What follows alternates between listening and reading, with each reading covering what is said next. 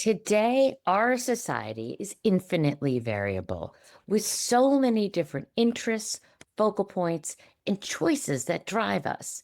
So much that it can be hard to find common ground, especially as we get older. But what if I were to tell you about a club that everyone that you know could join? A club where each one of you has something in common. Would that pique your interest? Good. Because today we are talking about the Pre-Dead Social Club, a club you can all join. Welcome to Seniority Authority, the podcast where I track down experts to answer your questions on aging. I'm your host, Kathleen Toomey. Let's get smarter about growing older.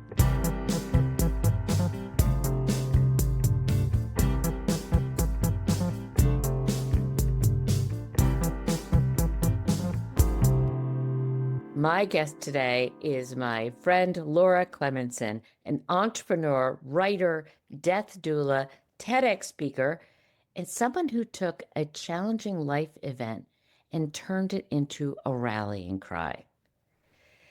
She founded the wonderfully named Pre-Dead Social Club just 2 years ago, and it has already reached hundreds of people and is poised to launch educational modules to share across the country. But why did a vibrant, energetic entrepreneur turn to death as her focal point? And what does talking about death have to do with community? Let's find out. Welcome to Seniority Authority, Laura. It's so great to have you here. Kathleen, thank you for the invitation. I'm looking forward to our dialogue. Yes. And for those of you who may not have heard, dialogue is spelled Diealog. So that is a wonderful experience. And I actually attended my first Death Over Drinks just last night, and it was wonderful. But I'm getting ahead of myself. Let's talk about you, Laura. You've had a great track record as an entrepreneur. What happened in your life to make you focus on death? Yeah, if anybody would have told me that I would launch a company that talked about death, I was like, yeah, I don't think so. So the bottom line is I realized about 9 years ago, I needed more skills. And what that really means is my mom was diagnosed with stage 4 ovarian cancer. And they gave her 3 months to live, and she lived for 9. And it was the first time this is still shocking to me. This is the first time anybody in our immediate family lingered and didn't die instantly. And Wow, that's unusual right now. It is super unusual. And she was, might get a little teary up here. Spectacular. She actually handled her mortality amazing. So she made it so easy for my dad and my sister and I, who they all live in Wisconsin, and I live out here on the East Coast. We were just following her lead, and it was beautiful. But then fast forward 2 years, and my dad's health started to change, and I'm like, okay, family, we've got this. We've done this before. We know how to navigate this. And my dad wanted nothing to do to talk about anything about end of life or health. And my sister, they all know this. I shared this story. I'm not revealing any family secrets yet. My sister was his medical power of attorney, and neither of them want to talk about them. I'm like, how do you guys think that's going to go? And so I was like, okay, in my entrepreneurial career, in my corporate life, people hire me for my communication skills. I'm like, why is this not working for me? So I did a deep dive on death. I went through death doula training and hospice training. And then I started using the tools, if you will, with my dad. And with my dad, it sounds so transactional, but I was trying, right? And Sure. You wanted to have a conversation. You want to be intentional with him. So I was getting nowhere, and I decided I'm just gonna stop and I'm gonna go learn some more. It's not like Oh, he had some terminal diagnosis. And so I just started talking to him about things that were important to me. And then I just realized, it's like, is my family unique? Because who am I even talking to death about? How did I get to be this age and I'm not even talking about death? What is that with that? And that's kind of the genesis. I joke with my dad. I go, if you were as comfortable with mortality as mom was, I'd be oblivious, thinking everybody is cool. We all know how to do this. And I told him, I go, I started a social club to talk about death because of you. And he's like, you're welcome. so he's a man of few words, right? And a few words, Yeah. but that's a little bit of the genesis. And then I started attending a couple death cafes, which have been around for decades. I don't know, 15 years. They were Yeah. founded in London. And then they weren't kind of, there was a little bit of a Wild West. Anybody could talk about anything that they wanted, but nobody was really coalescing about one topic. And I'm like, okay, but where are my people too? Where's my daughter's generation? Yeah. Where's my generation? It was an older population, which is super cool. But I was like, how are we going to move the needle if we're Hmm. not talking about these things sooner? So that's why I'm like, I think I might just start a club, and I'm gonna call it the Pre-Dead Social Club because that's kind of cool where Yeah. anybody can join, and to keep the dialogue alive, which is our tagline. And I did some artwork, I printed some stickers, and I wrote a letter to 200 people that I knew. And some of these people I did not know very well, but I'm like, I'm casting a wide net. And I was like, this is what I'm going to do for 9 months. Please join me in these conversations. And I had no idea if anybody in my community would even show up. That's the backstory. Wow.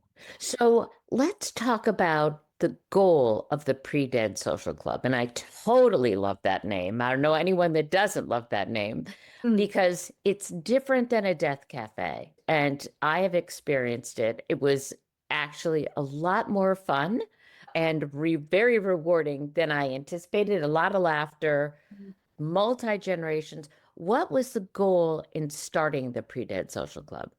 So the goal was to get multi generations around the same table to talk about our mortality. And this is in 2 years, I can reflect back and like, I'm going to start something so we can talk about death. But what I believe is really the goal now is to rebuild community. Because just because we talk about death, and so when you start something, you have a kernel of an idea. And Mhm. I'm fine to just to throw some spaghetti on the wall, see what happens. So what I've learned over the last 2 years is people, professionals, doctors, nurses, palliative care, hospice, anybody is like, where have you been? And it's like, we used to be better, okay, Mhm. at talking about this. But modern medicine has just kind of like surpassed everything. So, what we used to talk about, the environment has changed. Things have gotten a lot more complicated.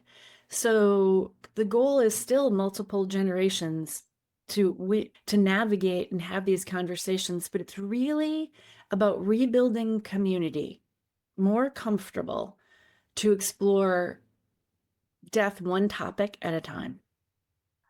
Well, that's what I thought was so fascinating about my experience at the Death Over Drinks, which is Yeah. kind of your intro, Mm-hmm. is you go in thinking you're talking about death, but you end up talking about life. Mm-hmm. And when you, and I don't want to reveal anything, but Oh, you can it's a, reveal. it's a facilitated Yeah. conversation. There is a topic. So for some people who think, oh, I'm just going to go in and talk about death, it's facilitated, it's structured. But I found that the question about regret, if you had two Mm-hmm. weeks to live, what would your regret be? Force you to think about your life Mm-hmm. and how could you change how you live your life, Yeah. which was so powerful in 45 minutes with strangers. Yeah. It's Amazing. So, talk a little bit about the structure of your introductory event, which is Death Over Drinks, and why your focus is on having a social club. Because this is not a one and done. No, no. So the intention of Pre-Did Social Club is continuity. It is not just these random events that we hope that people pay attention to here and there. We want to have things on the calendar for people to be able to tap in a lot of different ways. So Death Over Drinks, to answer your question, it's listening and it's talking. And the structure of Pre-Dead Social Club is we do have one topic and it is fine-tuned before anybody gets there. And we go through the process of like, okay, if we ask this question, what's our intent? What do we want people to leave thinking about? Mm-hmm. And also, what could be some small steps? We always, talking is great. When you leave, the group comes up. The practical wisdom around Mm-hmm. your 5 to 8, 9 people in your facilitated group is tasked often with, okay, what would be some small steps? And it's not advice, it's brainstorming. Yeah. And the intention of having only one topic is it's actually pretty spectacular that everybody coalesces around one thing and your mind expands. It's like, wow, I hadn't really thought about that. Can you talk about that a little bit more? And then you hear comments from other people. It's like, oh, yeah, I hadn't thought about that, but you know what? That resonates with me too. There's no advice giving. We read community agreements. So we're all grounded in being there supportive for everybody. It's not a grief session. And the as you experienced, I don't know that there's been one death over drinks that there was not raucous laughter. Yes. Raucous Yes. laughter. And it's not disrespectful, but also you could have raucous laughter one moment and somebody said something and somebody tears up and everybody's like, that's okay. Take a moment. It is, there's little mini microcosms of community, and facilitators are hybrid, meaning that they participate, but they're there to keep the conversation going, which I don't know really is that necessary because of how things are structured. And we use these mini whiteboards. Okay, so this is interesting. And you've experienced it in your group.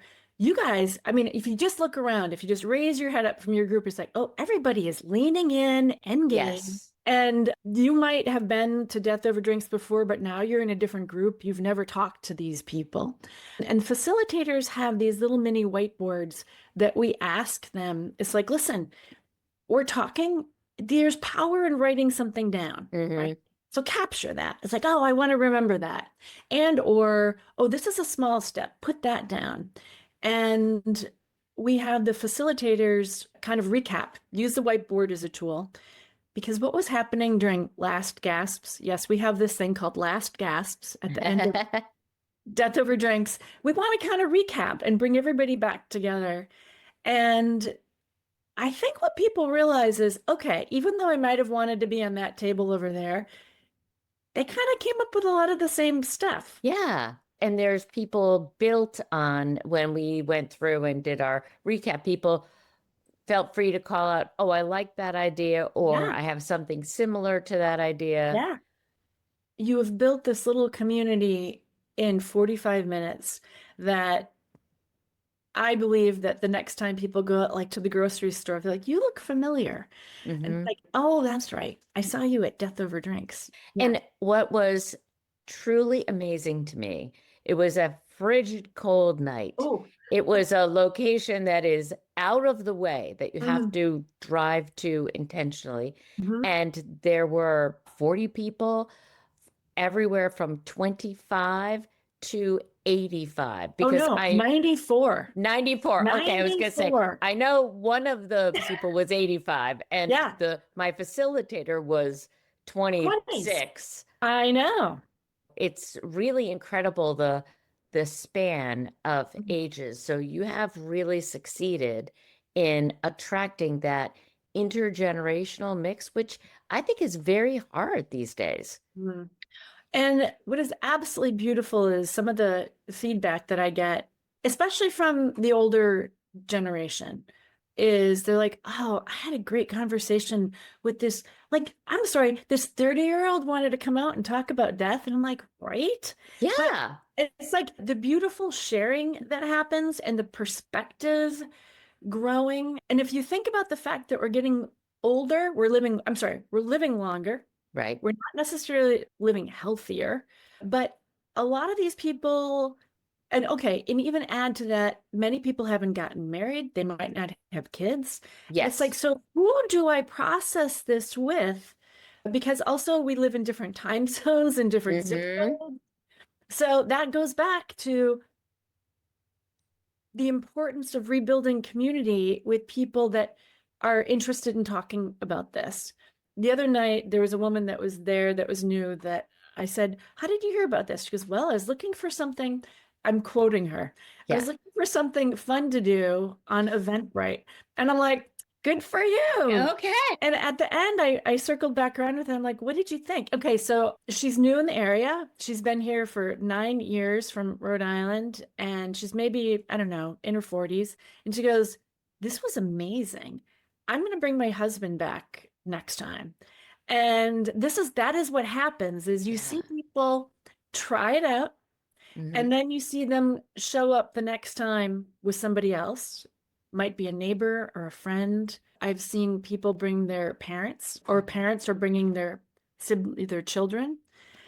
And I would say the average person shows up 3 to 4 times a year. I kind of joke and like death over drinks, or actually Pre-Dead Social Club. It's a gym for death, Hmm. meaning that you're part of the club just because you're still alive, and you show up when it makes sense in your schedule and when you're in the mood to talk about that. So tell me, what is it about how you've structured these events that helps people open up? Because death is really one of the taboo subjects in our society. Everybody wants to avoid it. They don't want to talk about it. They roll their eyes when you mention it. What do you think is the alchemy that you've created that makes people want to come and share? Awesome question. Yeah. So, I'm going to just toss a few things out there. I think the fact that we're calling ourselves the Pre-Dead Social Club to keep the dialogue alive, Yeah. and if you look at this, it kind of looks like a sign, a little moniker that you might hang out in the front of somebody's door. It keep people off guard. So first of all, people are like, Yes. "What is this even about?" Yeah. There's no skull and crossbones. It's not Yeah. Day of the Dead. It was intentional that way. Very whimsical. Very whimsical. Yeah. And the other thing is all of our marketing. Actually, I sat with a hospice recently and I was going through all the programs, and the woman, the director, she's like, everything you're doing looks like it's really kind of fun. This is, Yes. and I go, that's the intention. So I think like all of these things leading up to that, and then we truly believe in the practical wisdom of everybody showing up.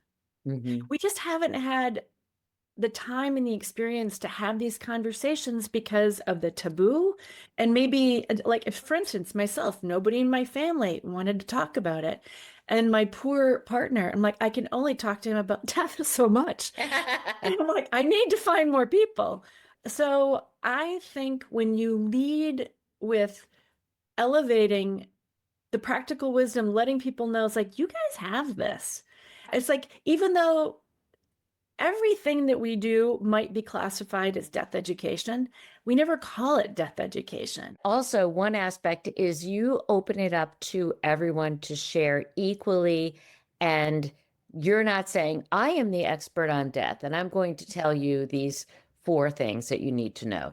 It is a communal, as you say, practical wisdom, collective knowledge. So people feel open. We all have different experiences of deaths, and we bring that to the table, but it's Absolutely. it's like we have got to figure this out together. So I think that's one of the aspects that is really smart. The other thing that you do that I really think is so unique is in your newsletters, in your Mm, communication, you offer different ways for people to engage.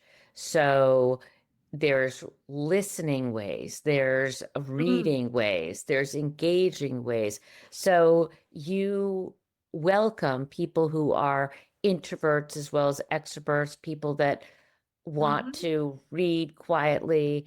Yeah. And that was an intentional choice on your part, correct? Absolutely. I mean, I will talk to anybody. I realize that. Yeah. I love talking to strangers and I love meeting people where they're at. So, where people are at aren't always able to articulate.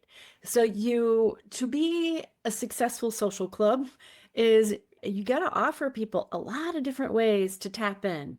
I said this the other day to somebody else. I'm like, we send out 3 newsletters a month. They're like, are you kidding me? I'm like, It's a they're lot of work. it is a lot of work and they're highly curated. We listen to, like, I read and listen to everything. This is not like, oh, this looks great. You should read it, right? It Mhm. is super thoughtful and intentional, and it's not a lot. So I would say every newsletter is digestible, and there's a little bit, hopefully, for everybody in there. We've got a newsletter called The Premortem, where we kind of talk about things in general. And then we have a segment that's called Food for Thought, which is what you were alluding to, is here's what to listen to, watch, read, Mhm. and go see a movie or go see a play or something like that. It's like Yeah. all different ways for people to tap in. And then we round it out by a newsletter that we call Small Steps. Because again, talking is awesome. I mean, it loosens us up, it gets us limber, we get more confident, but you got to start taking some small steps. Mhm. And because all of this talk about death, dying, and end of life, it is a marathon. This is not a sprint. Mhm. As a personal story, I have been engaging with my dad highly intentionally about his health for 2 years. And I've been just meeting him where he's at, going really slow. And my sister, she's like, listen, I'm still not ready to talk about death, but I will listen to you. I'm like, awesome. And we had a 2 hour family meeting. We have never had a 2 hour family meeting on Zoom Wow. before. And we went through one of our tools, the Who Cares tool. I'm like, and my dad, okay, this is great. This is an analogy for anybody. I grew up on a farm in Wisconsin. My dad was an amazing farmer, and his approach to what's going on with his health at the moment is like, I think we'll just deal with it when it shows up. And I'm like, Yeah. okay. I was like, I know a okay, lot of people like your dad. uh-huh. And I'm like, okay, Dad, in all respect, I go, I live a plane ride away, and Jeanette isn't as comfortable as I am. I want to show up for Team Dad. Team Mhm. Dad has these goals and you've articulated them. I want to support you, and doing something at the last minute when my brain is in stress mode because we're in a situation, I can't function like that. And I said, and besides that, as a farmer, you partnered with Mother Nature all of your life. Did she Oh, actually tell you what was going on? But you still planned. He goes, now that is a very good point. So that was my winning move. wow. That was That's my, fabulous. I know. I told my sister, she goes, that is the best analogy. I go, that is what we're going with because it's true. But the Yeah. thing is, we got to find a way in to the people that we care for. And it's not, as I started the whole conversation with you, my mom, I could have talked to her about anything. She was so comfortable. And I'm like, oh, my dad, who I had more of a relationship with my mom than I Yeah. did with my dad. And I was like, I now not need to figure out I need to navigate this with him Yeah. and my sister. So that's, I think that's some of the advice I would genuinely offer people. Start soon and kind of find out where your people are at, and don't get discouraged. Try something else, Mhm. and tell some stories. It doesn't even have to be about anything that's going on. Is I share a lot of stories like, hey, Dad, what would you have done in that situation? Now I know my dad's not going to tell me. And then I ask him about the weather, but he's thinking about it. Yeah. Yeah. And your farm analogy, you're planting the seed Yeah. Oh, because I yeah. think the hardest thing is to do what you just did, to find the way in. Mhm. And that is going to be different for everyone. And I will tell you, fear motivated me. Yeah. A fear motivated me that I would not be able to show up for my dad the way I want to. And I also think about, and this is the beauty of this community of what's being built is you hear a lot of stories about people that are like, I don't really have a good relationship with this person, and I Yeah. think I'm going to be called to support them. And so, how do we set boundaries that Mm-hmm. are healthy? And how do we find out what gaps we have so we can still feel good about supporting the person, but within a place that we're still taking care of ourselves? And that's hard to do. Yeah.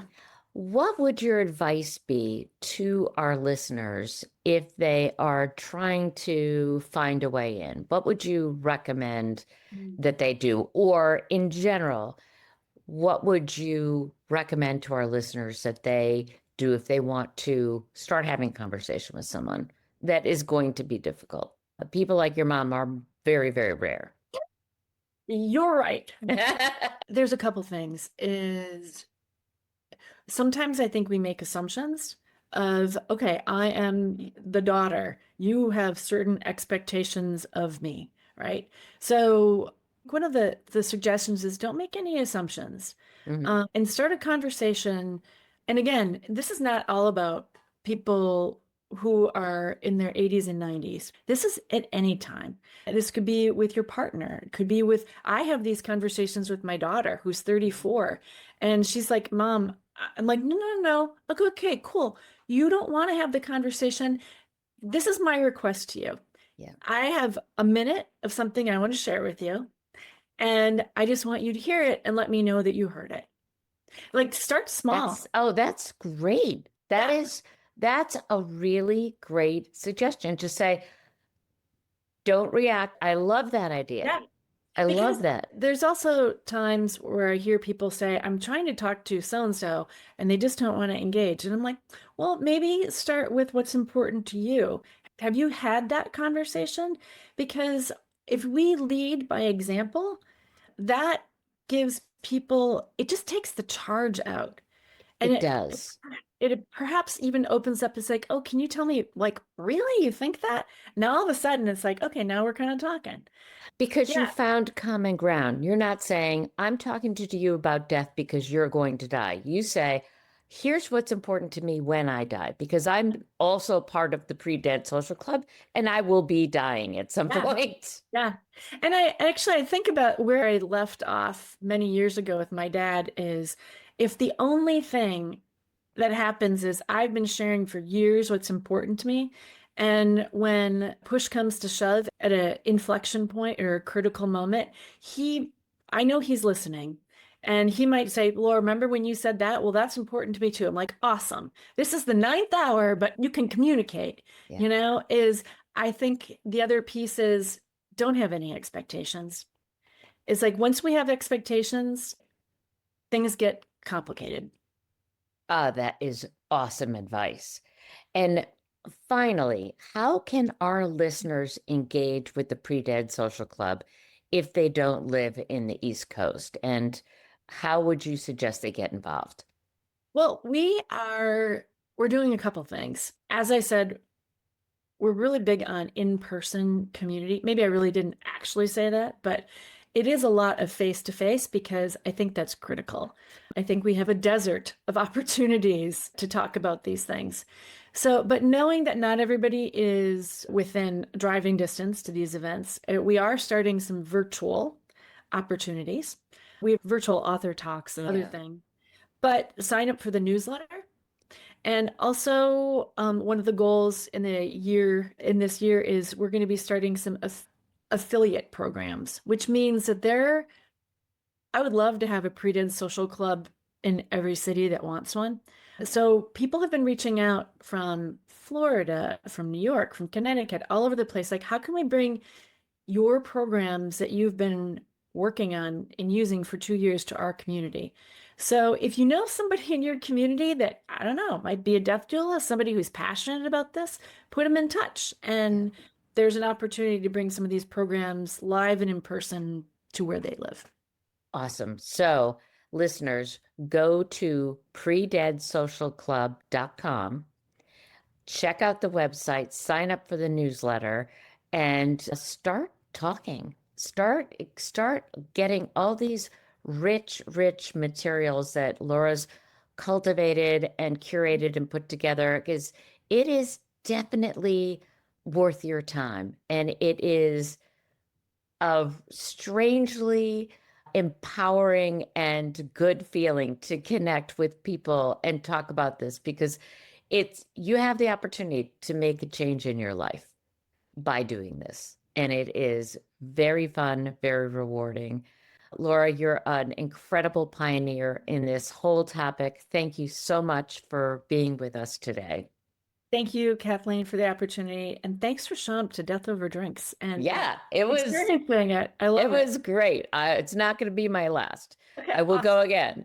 So that's our show for today. If you liked it, please share this podcast with your friend of yours so we can all have the chance to get smarter about growing older. Until next time, bye-bye. That's our show for today. If you liked it, please tell your friends so we can reach more minds and keep the conversation going. Or follow us on social at Seniority Authority. I'm Kathleen Toomey. Until next time, enjoy your chance to get smarter about growing older.